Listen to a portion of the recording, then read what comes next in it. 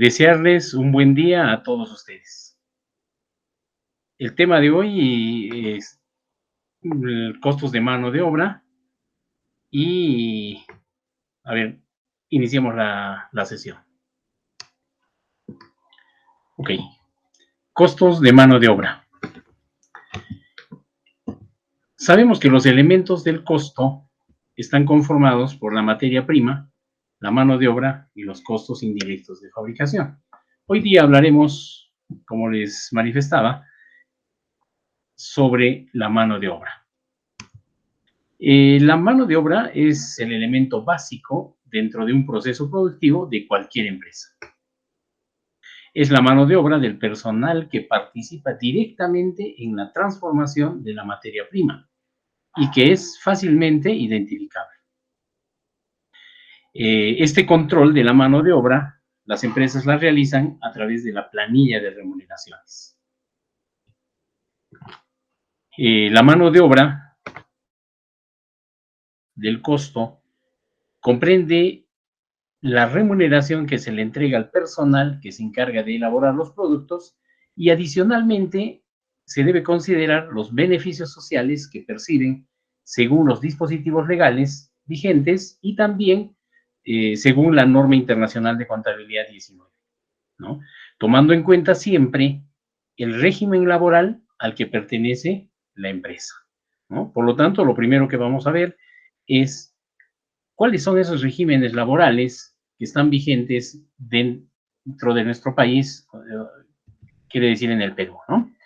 Esta clasificación de empresas desde el punto de vista laboral nos muestra que existen las microempresas y dentro de estas microempresas se consideran a todas aquellas cuyos ingresos se encuentren de 0 a 150 unidades impositivas tributarias, ¿no?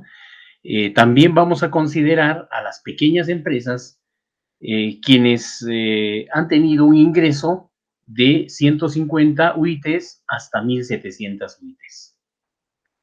Otra de las clasificaciones es la mediana empresa, que tiene más de 1.700 unidades impositivas de ingresos hasta 2.300 unidades impositivas tributarias. Y finalmente tenemos las empresas del régimen general. Estas empresas son aquellas cuyos ingresos han superado las 2.300 unidades impositivas y también van a estar consideradas dentro de este régimen general las micro y pequeñas empresas que no se hayan inscrito dentro de la REMIPE, ¿no? O sea, si no están inscritas dentro de la REMIPE estas micro y pequeñas empresas, automáticamente van a pertenecer al régimen general, ¿no? Estos regímenes laborales es necesario tomar en cuenta porque depende de en qué régimen se encuentran para poder calcular el costo laboral, el costo de la mano de obra que va a incidir en la elaboración de los productos, ¿no? Por ello es que, en primer lugar, vamos a analizar el costo de la mano de obra de las empresas de régimen general, ¿ya? Entonces, este costo inicia siempre con el tema de la remuneración mínima vital, ¿no? En la actualidad, la remuneración mínima vital está en 1.025 soles, ¿cierto? Por 8 horas de trabajo, ¿ya? Sin embargo, si nosotros tenemos un personal que no labora 8 horas, sino puede laborar, por decir, 4 horas, entonces va a recibir 512 soles con 50, ¿ya? Porque la ley dice que el pago se hace en forma proporcional, ¿cierto? Entonces vamos a tener que si alguien trabaja 2 horas, recibirá 256,25, y si alguien trabaja menos tiempo, igual, ¿no es cierto? Entonces, en forma proporcional, ¿no? Esta remuneración mínima vital, que está vigente en la actualidad, tiene una vigencia desde el 1 de mayo del 2022, ¿no? Ahí ha sido la variación. Otro de los beneficios laborales que tenemos que considerar es la asignación familiar. Esta asignación familiar se le paga a todo aquel trabajador que por lo menos tenga un hijo menor de edad, ¿ya? Menor de 18 años. Sin embargo, la ley considera que si el trabajador tiene un hijo mayor de 18 años, sin embargo está en la actualidad cursando estudios superiores, se le puede continuar pagando la asignación familiar por un lapso de 5 años adicionales, ¿cierto? Entonces, esta asignación familiar representa pues el 10% de la remuneración mínima vital. Ojo, es 10% de la remuneración mínima vital, no es de toda la remuneración, ¿cierto? Entonces, si nosotros tenemos que la remuneración mínima vital es 1025, entonces a este importe de 1025 vamos a grabarle el 10%, ¿no? Vamos a calcular el 10%. Por lo tanto, la asignación familiar será pues igual a 102,50 soles, ¿cierto? A pesar de que la remuneración del trabajador sea, por decir, para nuestro ejemplo, 3,000 soles, la asignación familiar va a seguir siendo 102,50, ¿ya? Otra de las inquietudes que recibíamos era de que, ¿qué pasa si el trabajador tiene 2 hijos, 3 hijos? ¿Cuánto de asignación familiar le corresponde? ¿No? Entonces, la ley prevé que por uno o más hijos se le paga una asignación familiar del 10% de la remuneración mínima vital. Eso quiere decir que va a recibir 102,50 soles por uno o más hijos, ¿cierto? Entonces, ese es un beneficio social que tienen los trabajadores. Otro de los beneficios laborales es pues la bonificación, ¿no? ¿Y qué es una bonificación? Una bonificación nosotros podemos calcular y también indicar que es la diferencia entre la remuneración que percibe el trabajador menos la remuneración mínima vital. O sea, si el trabajador, por decir, percibe una remuneración mensual de 3,000 soles y la remuneración mínima vital es de 1,025, consideramos entonces que la empresa le está pagando una bonificación permanente de 1,975 soles, ¿no? Entonces, es la diferencia entre la remuneración que percibe el trabajador menos la remuneración mínima vital, que es de 1,025, ¿cierto? Entonces, para nuestro ejemplo, nuestro trabajador percibe 3,000, se resta la remuneración mínima vital y la diferencia sería una bonificación permanente que la empresa le está pagando a este trabajador, ¿cierto? Entonces ya tenemos otro beneficio laboral, ¿no? Esta bonificación depende pues de cada empresa, ¿no? Cada empresa puede determinar cuánto de adicional, cuánto de bonificación le va a dar a los trabajadores mensualmente, ¿no? Otro de los beneficios laborales que tiene un trabajador de la empresa privada es la gratificación, ¿no? Esta gratificación se percibe 2 veces al año, ¿no? ¿En qué meses se recibe? Una de ellas se recibe en el mes de julio, que se denomina pues una gratificación por fiestas patrias.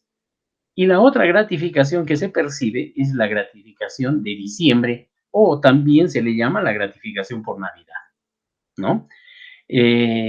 Esta gratificación, por ejemplo, de julio, se calcula en base a la remuneración de junio, ¿no? Vamos a tomar en cuenta la remuneración de junio y en base a ese importe vamos a calcular la gratificación.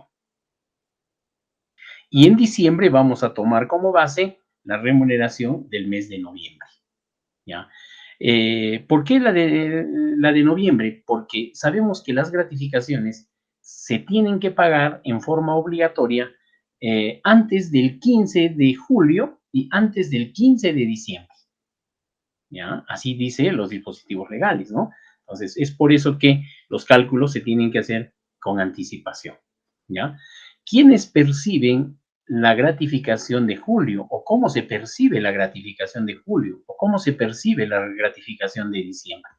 En julio nos indica que perciben la gratificación de fiestas patrias todos aquellos trabajadores que hayan laborado entre los meses de enero, febrero, marzo, abril, mayo y junio, ¿no? Entonces, por esos 6 meses le corresponde pues una gratificación de fiestas patrias. Sin embargo, si alguno de los trabajadores ha laborado de estos 6 meses solamente 3 meses, por ejemplo, ha podido ingresar un trabajador el 1 de febrero, entonces le va a corresponder pues 5/6 de la gratificación. Si tenemos un trabajador que ha ingresado el 1 de abril, entonces recibirá pues 3/6 de gratificación, ¿ya? Pero sí va a recibir en forma proporcional a los meses que haya laborado, ¿ya? Sin embargo, la gratificación de diciembre se va a pagar a todos aquellos trabajadores que hayan estado laborando en el periodo de julio, agosto, septiembre, octubre, noviembre y diciembre, ¿no? Entonces, para estos otros 6 meses le corresponde pues una gratificación por Navidad, ¿ya? Bajo el mismo ejemplo, vamos a decir, si algún trabajador ingresó el 1 de septiembre, entonces vamos a contar los meses y tenemos que ha laborado 4 meses. Por lo tanto, le correspondería 4/6 en la gratificación de Navidad, ¿cierto? Igual, si ha ingresado solamente en noviembre, le va a corresponder 2/6 de la gratificación, ¿no? ¿Cuál es la fórmula? ¿Cómo se tiene que pagar la gratificación? ¿Ya? Aquí hemos elaborado una fórmula, ¿no? Y vamos a calcular con nuestro importe que está de ejemplo de este trabajador que tiene un hijo a su cargo, ¿no? Y es menor de edad, por lo tanto, sabemos que su remuneración era de 3,000 soles y se le está pagando una asignación familiar de 102,50, ¿no? Entonces, ese es el importe de su remuneración de este trabajador que estamos tomando como ejemplo, ¿ya? Entonces, para ello nosotros tenemos que aplicar esta fórmula. Y la fórmula me dice, ¿no? Que para una gratificación de 6 meses le corresponde una remuneración más el 9% de la remuneración, ¿ya? Entonces tenemos dos importes ahí, ¿no? Una remuneración más el 9% de la remuneración. Entonces, esta remuneración le vamos a llamar nosotros una gratificación ordinaria. Y al 9% de la remuneración le vamos a llamar una remuneración extraordinaria, ¿ya? O la ley dice una bonificación extraordinaria, ¿no? Este 9% ya está vigente durante varios años porque las gratificaciones no están sujetas al pago del seguro social, ¿no? Y dentro de la actividad privada, el seguro social correspondía, pues, el pago del 9%. Pero como ya no está sujeto al pago de salud el 9%, ese 9% se lo entregan al trabajador, ¿no? Tanto en julio y en diciembre. Entonces, pero ese 9%, miren, no tenemos que quitarle de la vista porque este 9% en el siguiente beneficio laboral no forma parte de la base imponible, ¿no? Entonces, por eso es que nosotros dividimos aquí la fórmula de la gratificación en gratificación ordinaria y extraordinaria, ¿cierto? Entonces, según nuestro ejemplo, ¿cómo calcularíamos nosotros la gratificación? La gratificación sería entonces para 6 meses 3,102,50 más el 9% de 3,102,50, ¿cierto? Esos serían los importes, ¿ya? Desarrollando este ejercicio, vamos a tener que la gratificación de 6 meses es 3,102,50 más el 9% resulta pues 279,23 céntimos, ¿ya? Vamos a seguir desarrollando el ejercicio y vamos a tener que para la gratificación de 6 meses le correspondería 3,381,73 soles, ¿no? Eso tendría que percibir un trabajador siempre en cuando haya laborado los 6 meses en este periodo, ¿no? Ya sea para julio o ya sea para diciembre. Ha debido laborar los 6 meses.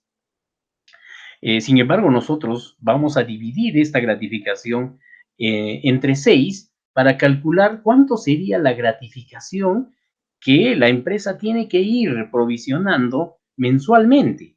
Entonces, si dividimos esta gratificación de 6 meses entre 6, vamos a tener que mensualmente el trabajador que percibe 3,102,50 tendría 563,62 soles de gratificación, ¿ya?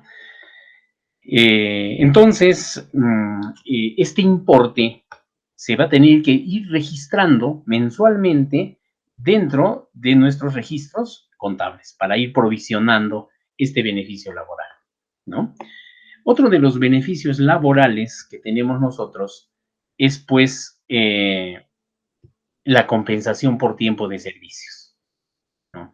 Esta compensación por tiempo de servicios también se percibe 2 veces al año, ¿ya? La primera vez que se recibe va a ser en el mes de mayo y la segunda vez va a ser en el mes de noviembre, ¿ya? Pero en comparación del beneficio anterior de las gratificaciones, esta compensación por tiempo de servicios no se entrega directamente al trabajador, sino que se realiza el depósito en una cuenta de CTS, ¿no? Para ello, el trabajador cuando ingresa a la empresa tiene que indicar a la empresa, tiene que decirle en qué entidad bancaria desea que le depositen su compensación por tiempo de servicios. Y adicionalmente también tiene que indicar en qué moneda quiere que sea depositado su compensación por tiempo de servicios, ¿no? Puede ser soles o puede ser dólares, ¿no? Entonces ya el trabajador tiene que elegir libremente su entidad bancaria y el tipo de moneda en que quiere recibir su compensación por tiempo de servicios, ¿no?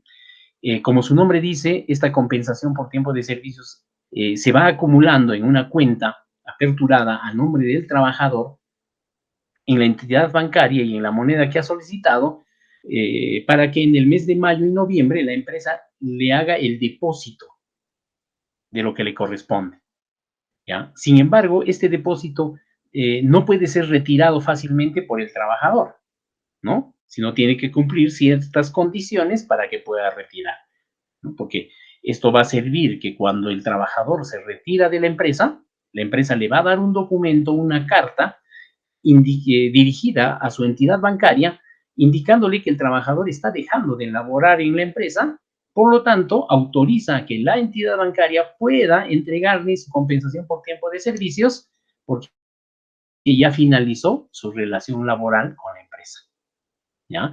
Si nosotros tenemos, por ejemplo, un trabajador que labora en una, dos empresas, entonces cada empresa le va a aperturar su propia cuenta de CTS, ¿cierto? Cada empresa, ¿ya? No se puede juntar en una sola, ¿ya? Entonces, volviendo al tema, vemos que los depósitos se realizan en el mes de mayo y en el mes de noviembre. La base de la remuneración del mes de mayo es la de abril, o sea, vamos a tomar como referencia la remuneración del mes de abril. Y para el mes de noviembre vamos a tomar como referencia la remuneración del mes de octubre, ¿ya? Sabiendo también que estos depósitos se deben realizar máximo hasta el día 15 de mayo y si fuese noviembre, máximo hasta el 15 de noviembre, ¿ya? Pasado ese periodo, la empresa podría hacerse pasible de una sanción por no cumplir con el depósito de la compensación por tiempo de servicios, ¿ya? El periodo de mayo va a corresponder a los 6 meses y estos meses son el mes de noviembre y diciembre del año anterior, el mes de enero, febrero, marzo y abril del año en que se va a hacer el depósito, ¿no? Entonces está comprendiendo 2 meses del año anterior y 4 meses del periodo actual, ¿ya? Y el depósito del mes de noviembre va a corresponder a los meses de mayo, junio, julio, agosto, septiembre y octubre, otros 6 meses, ¿cierto? Entonces, al igual que las gratificaciones, quien ha laborado los 6 meses que indica para cada periodo, recibirá pues su compensación por tiempo de servicios totalmente completo.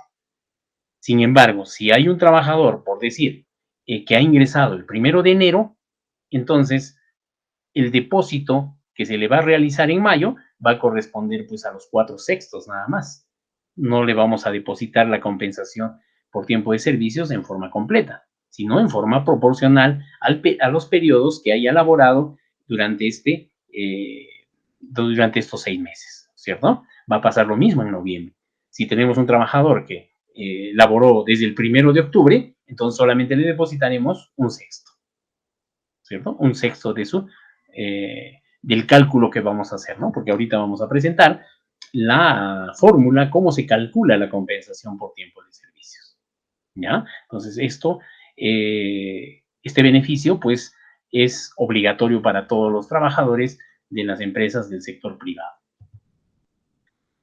En otras palabras, la compensación por tiempo de servicios, muchos lo conocemos como la CTS, ¿no? Compensación por tiempo de servicios, en forma abreviada.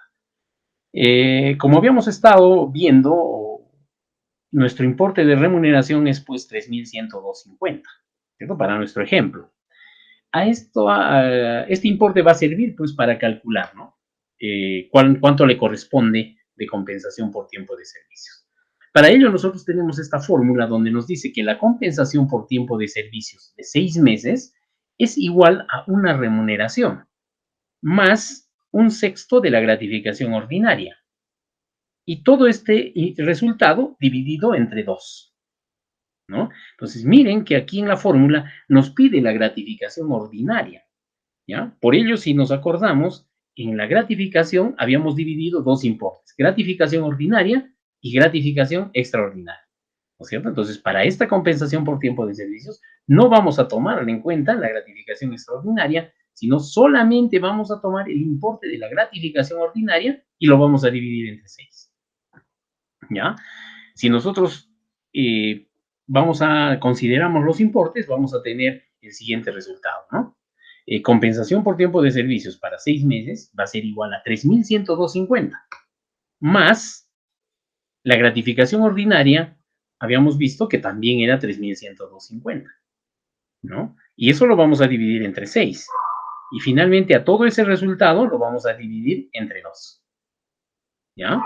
¿Cómo quedaría esta operación resuelta? Tenemos la compensación por tiempo de servicios por 6 meses, va a ser igual a los 3.102.50 más 517.08, que es prácticamente la remuneración entre 6, ¿no? ¿Ya? Y todo eso va a estar dividido entre 2, ¿ya? Aquí la compensación por tiempo de servicios de 6 meses es igual a 3.619.58 entre 2, dándonos como resultado que esta compensación para los 6 meses va a ser pues 1.802.79 céntimos, ¿ya? Si nosotros dividimos esta compensación por tiempo de servicios por los 6 meses, le correspondería a cada mes una compensación por tiempo de servicios de 301.63, ¿no? Este importe mensual también tiene que estar registrado en forma mensual dentro de nuestros registros contables, ¿no? Entonces, miren, hasta aquí ya hemos ido analizando varios de los beneficios laborales, siempre relacionados a aquellas empresas que se encuentran dentro del régimen general para efectos laborales, ¿no? Otro de los beneficios laborales de las empresas privadas, ¿no? De los trabajadores de la empresa privada, es el denominado vacaciones, ¿cierto? Entonces, las vacaciones vamos a calcular también en base a la remuneración que está sirviéndonos de ejemplo, 3.102.50, ¿no? Entonces, nos dice que para las vacaciones, quien ha cumplido el récord vacacional, que generalmente son 12 meses de trabajo, le corresponde una remuneración y adicionalmente le corresponde un descanso de 30 días, ¿no? O sea, se le va a pagar una remuneración y adicionalmente va a descansar 30 días, ¿no? O sea, no trabaja 30 días, pero sí percibe su remuneración, ¿no? Significaría de que las vacaciones por los 12 meses de este trabajador que tiene 3.102.50 sería pues una remuneración que es 3.102.50, ¿no? Y adicionalmente no va a laborar un mes, ¿no? O 30 días, ¿ya? Si nosotros queremos calcular las vacaciones por un solo mes, simplemente dividimos el importe entre 12 meses, ¿cierto? Y vamos a tener que las vacaciones por cada mes nos da un importe de 258.54 céntimos, ¿ya? Entonces, muy sencillo de calcular el tema de las vacaciones. Ojo, estos cálculos los estamos haciendo dentro de la normalidad que puede seguir un trabajador, ¿no? ¿Ya? Definitivamente hay algunos trabajadores que tienen ciertas particularidades, pero en general vamos a ver que los trabajadores que perciben una remuneración permanente que no tiene mucha variación, estos van a ser los beneficios laborales que van a percibir, ¿no? Seguidamente tenemos otro de los beneficios laborales, que es el pago a e-salud, ¿no? El pago a e-salud se hace obligatoriamente por cada trabajador, en este caso hablando de la empresa privada, ¿no? También las empresas públicas, las entidades públicas pagan un importe a salud, ¿no? Sin embargo, las empresas privadas tienen que hacer un aporte en base a su remuneración que está, digamos, considerado como base imponible para el Seguro Social o para salud, ¿no?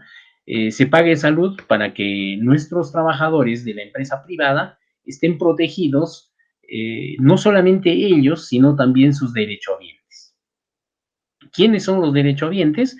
Es la esposa y los hijos, ¿no? Y los hijos menores de 18 años, ¿ya? Y la esposa o cónyuge del trabajador.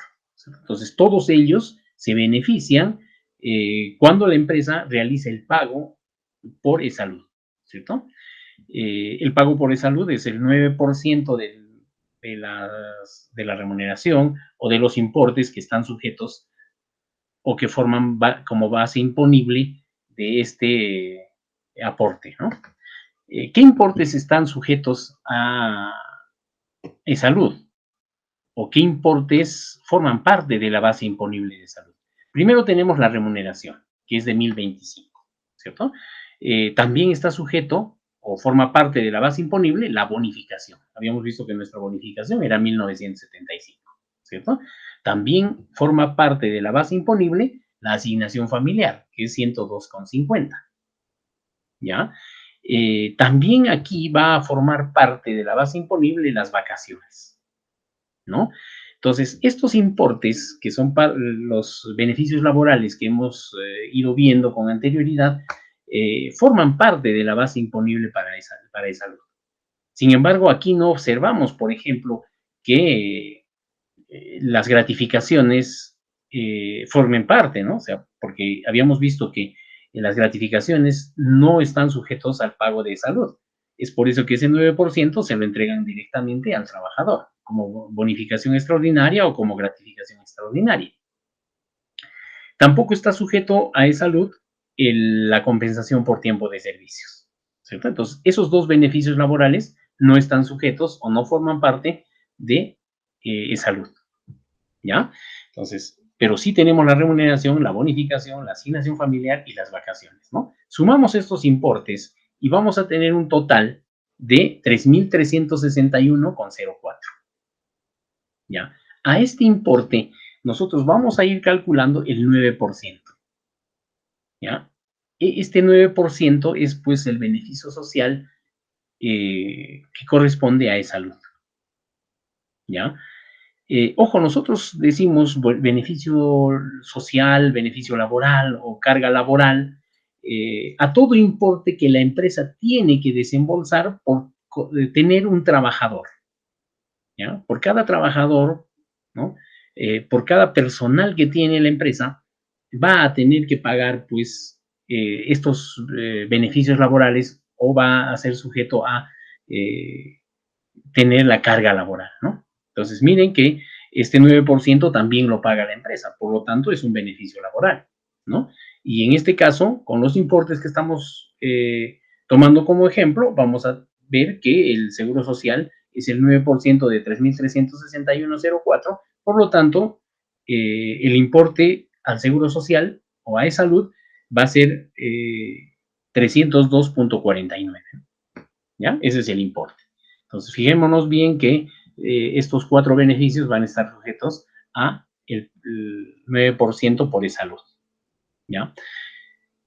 Si nosotros hacemos un cuadro comparativo, de acuerdo a los regímenes laborales, para saber cuál es la carga laboral de un mes dentro del régimen general, vamos a considerar que la remuneración es 1,025, la bonificación 1,975, la asignación familiar 102,50, la gratificación 563,62, la compensación por tiempo de servicios 301,63, las vacaciones 258,54 y el pago a salud, el 9% va a ser 302,49, ¿no?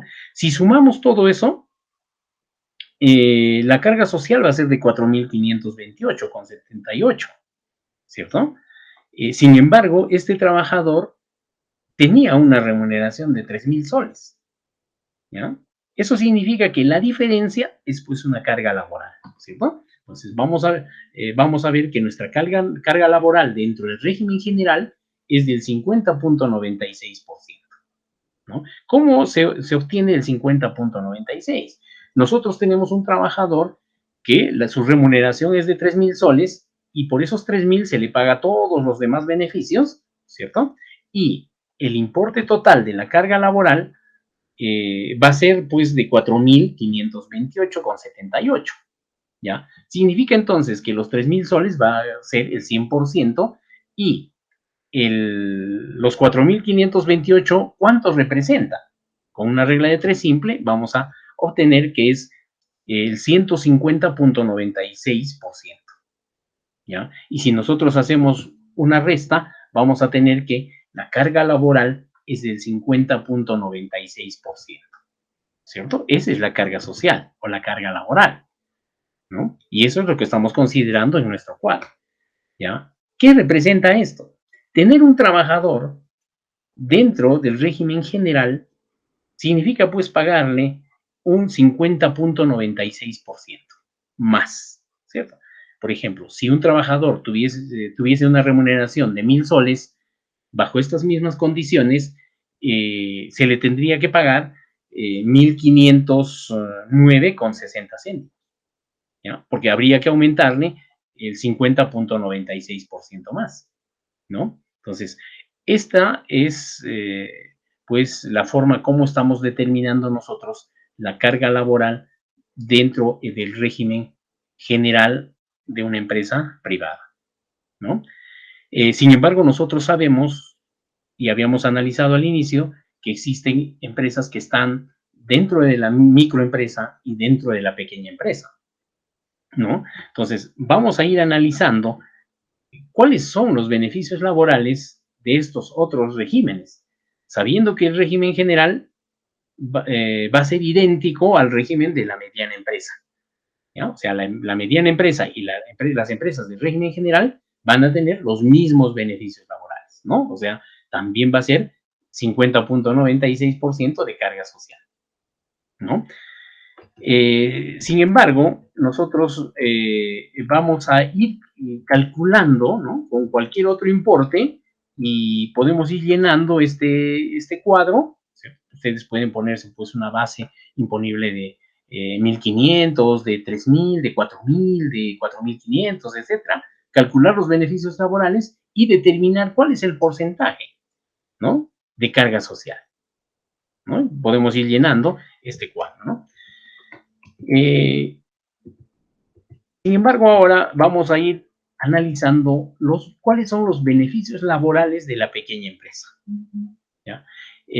Los dispositivos legales nos dicen que la pequeña empresa sí le corresponde una remuneración mínima vital, o sea, sí le corresponde los 1,025, ¿ya?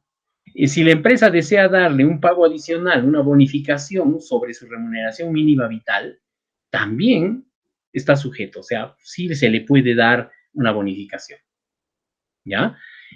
Más bien nos indican de que la asignación familiar no es aplicable, ¿cierto? O sea, no es obligatorio.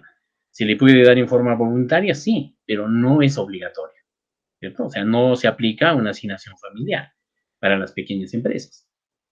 La gratificación es el 50% del cálculo del régimen general. O sea, cuando nosotros calculemos la gratificación, vamos a dividirlo entre dos para determinar el 50% de la gratificación, ¿no? Entonces, este importe va a formar parte, pues, de los beneficios laborales de una pequeña empresa. Sin embargo, en el régimen general era el 100% de la gratificación, ¿ya? Y en esta pequeña empresa se le paga solamente el 50% de la gratificación. Pasa lo mismo con la compensación por tiempo de servicios. No se le da el 100% como en el régimen general, sino se le da el 50% también de la compensación por tiempo de servicios, ¿ya? Las vacaciones, también solamente se le da el 50% de las vacaciones. ¿Eso qué quiere decir? Que solamente va a descansar 15 días, ya no va a descansar 30 días, ¿no? En estas pequeñas empresas van a descansar solamente 15 días. Y por esos 15 días se le va a pagar pues su remuneración, ¿no? Ya no por 30 días, sino por 15 días, ¿ya? Así funcionan las vacaciones dentro de las pequeñas empresas. Dentro de las pequeñas empresas, se tiene que pagar también el seguro social, se tienen que estar asegurados los trabajadores, ¿cierto? Y entonces también corresponde el 9% sobre el seguro social. ¿Qué importes van a estar, van a formar parte de la base imponible? La remuneración, la bonificación y las vacaciones, ¿cierto? Sumamos esos importes y le vamos a sacar el 9% y ese va a ser el importe de la carga social, ¿cierto? Por lo tanto, si sumamos todos los importes que son aplicables para la pequeña empresa, vamos a tener pues el total de la carga social y también podemos determinar el porcentaje de la carga social, ¿cierto? Vamos a determinar el porcentaje, ¿no? En forma idéntica a cómo hemos calculado dentro del régimen general, ¿no? Entonces, miren que hay varios beneficios que han sido disminuidos dentro de la pequeña empresa. ¿Cuáles son los beneficios laborales de la microempresa?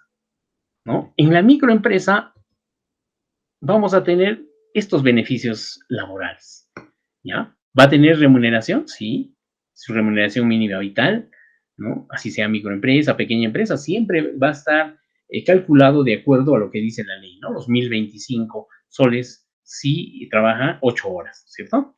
También puede tener su bonificación. Si en la microempresa el empleador quiere pagarle un poco más de la remuneración, entonces esa diferencia lo vamos a considerar como bonificación, ¿ya? Tampoco es aplicable la asignación familiar, o sea, no se le paga asignación familiar. En estas empresas no se le paga la gratificación. Tampoco se le paga la compensación por tiempo de servicios, ¿no? Lo único que vamos a pagar va a ser el 50% de las vacaciones, o sea, se le va a pagar la mitad de su remuneración y va a descansar la mitad de 30 días, que son 15 días, ¿cierto? En el tema de salud, las microempresas pueden optar por pagar salud, que es el 9%, o también pueden pagar el SIS, que es la otra forma de poder asegurar a los trabajadores, ¿cierto? Para nuestro ejemplo, vamos a ver que nuestra empresa ha decidido pagar el salud, 9%, ¿no? ¿Y cuáles rubros van a estar formando parte de la base imponible de este 9%? Va a ser la remuneración, la bonificación, la asignación familiar y las vacaciones, ¿cierto? O sea, esos importes. Pero sabemos que la asignación familiar va a ser cero. La gratificación también va a ser cero. La CTS también va a ser cero, ¿no? Entonces, aquellos que tengan importe, sumamos y le vamos a sacar el 9%.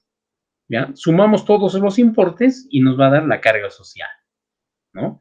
Y finalmente vamos a sacar pues el porcentaje, igual que habíamos sacado para el régimen general, ¿no? Entonces, miren, ya tenemos el análisis de todas las empresas, ¿no? De la microempresa, de la pequeña empresa y dentro también del régimen general, ¿no? Las empresas que están dentro del régimen general, ¿ya? Si nosotros vamos a hacer un cuadro comparativo, ¿no? Vamos a tener acá qué importe se paga para cada una de estas empresas del régimen laboral, ¿no? Entonces, aquí tenemos el cuadro que habíamos analizado anteriormente del régimen general, donde la carga social representaba un 50.96%, ¿ya? En la pequeña empresa, si nosotros tomamos el mismo importe de 3,000 soles de este trabajador, pero que la empresa está dentro de la pequeña empresa, miren cómo disminuye la carga laboral, la carga social, al 27.49%, ¿ya? Porque aquí no se le paga asignación familiar y la gratificación es el 50%, la CTS el 50%, las vacaciones es el 50%, etcétera, ¿no? Y el seguro social también es el 9% de aquellos que forman parte de la base imponible, ¿ya? Y en la microempresa, calculando con el importe del ejemplo, vamos a tener una remuneración de 1,025, una bonificación de 1,975. Miren que las remuneraciones y las bonificaciones son iguales porque estamos haciendo un comparativo de un trabajador que recibe 3,000 soles en el régimen general, 3,000 soles en la pequeña empresa y 3,000 soles en la microempresa. ¿ya? Sin embargo, no recibe asignación familiar, no recibe gratificación, no recibe compensación por tiempo de servicios, pero sí va a recibir sus vacaciones, ¿cierto? ¿Ya? Tenemos aquí el seguro social, que es del 9%, ¿ya? Recalcando siempre que estos importes se está considerando de un solo mes, ¿cierto? O sea, el importe de la CTS se está dividiendo entre 6, la gratificación entre 6, las vacaciones entre 12, ¿no? Porque todo este cálculo lo estamos haciendo de un solo mes, ¿cierto? Es el cálculo de la carga social de un mes, de un trabajador que está en el régimen general, de un trabajador que está en la pequeña empresa y de un trabajador que está en la microempresa. Estamos comparando. Entonces, miren que en la microempresa la carga social disminuye aún más y representa un 13.54%. ¿No es cierto? Entonces, estos importes van a hacer que la mano de obra de un trabajador del régimen general va a ser mayor. El costo de mano de obra de un trabajador que está en la pequeña empresa va a representar pues un 27.49% más. Y la mano de obra en una microempresa va a representar el 13.54%. ¿Cierto? Entonces ya tenemos aquí el cuadro comparativo de cómo varía de acuerdo al régimen laboral el costo de la mano de obra, ¿no? Sí tiene una variación, ¿ya? Bueno, espero que haya quedado totalmente claro estos cálculos y esta comparación, ¿no? Lo único que nos queda ahora es realizar ciertas prácticas y seguramente lo vamos a hacer en un siguiente video, siempre y cuando ustedes nos vayan siguiendo, ¿no? Muchas gracias por la atención. Hasta el siguiente video.